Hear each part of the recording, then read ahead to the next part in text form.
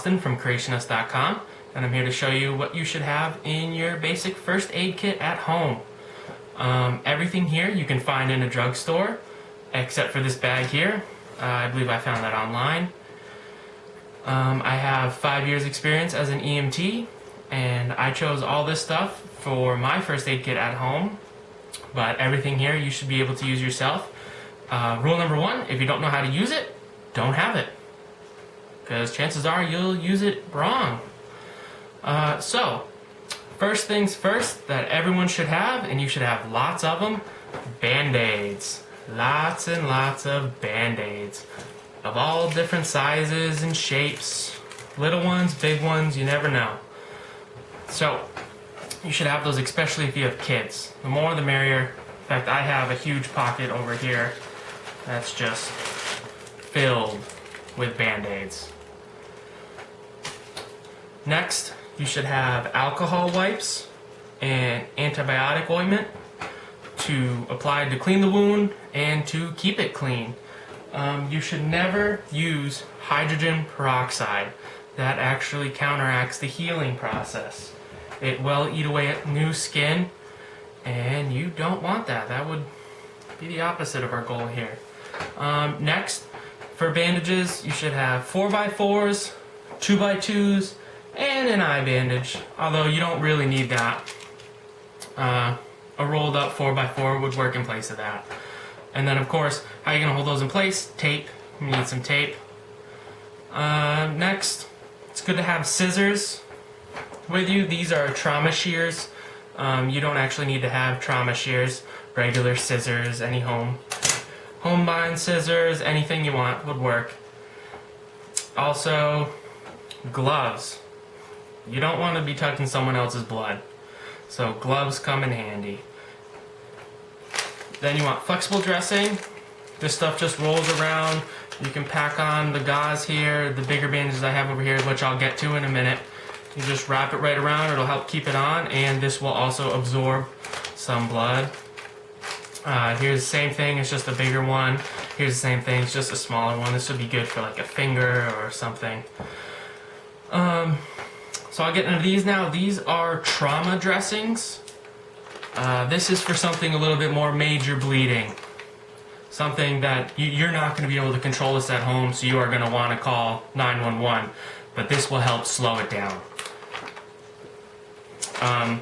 This is also trauma dressing. It's just much larger, so it's for more of a bigger wound. This one here is more for a localized wound.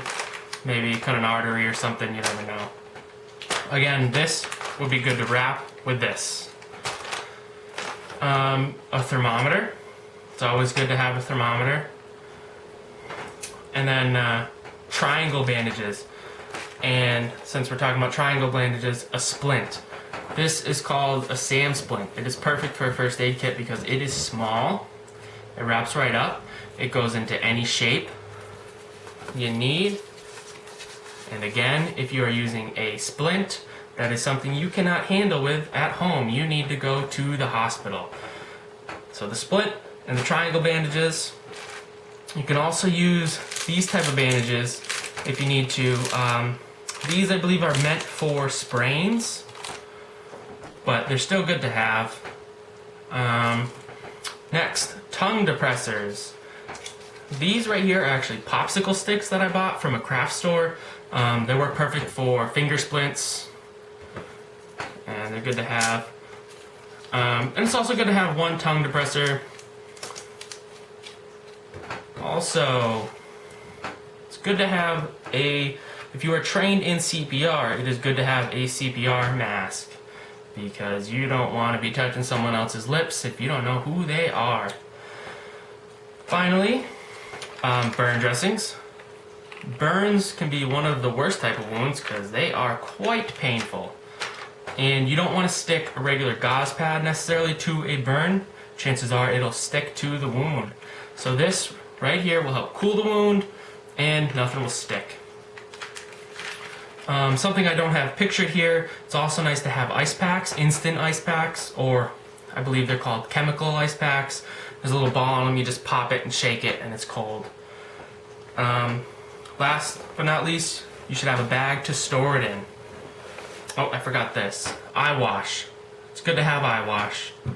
All it is sterile water. But you get something in your eyes, you squirt it right up in there and it gets it out. Keep it all in a bag. Keeps it all nice and safe and localized in one place. You should know where it is. This is a survival blanket. I like to have it in my bag because one time I had a call where someone fell outside and it was the winter time and he actually got hypothermia because it was so cold out. So this could come in handy. You never know. It's not one of those things you really need, but it could come in handy. You don't necessarily have to have everything in a big huge bag like this. I have most of this stuff in this little bag right here, just the essentials.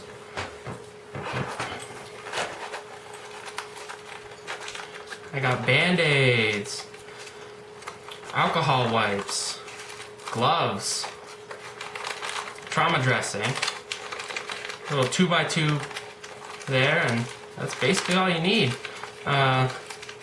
Probably throw some tape in there, but for a little pack like that, it's just the basics. You don't really need any more. In another video, I will show you something a little bit more advanced, but for now, this should be all you need. Again, I'm Austin with Creationist.com, and thanks for watching.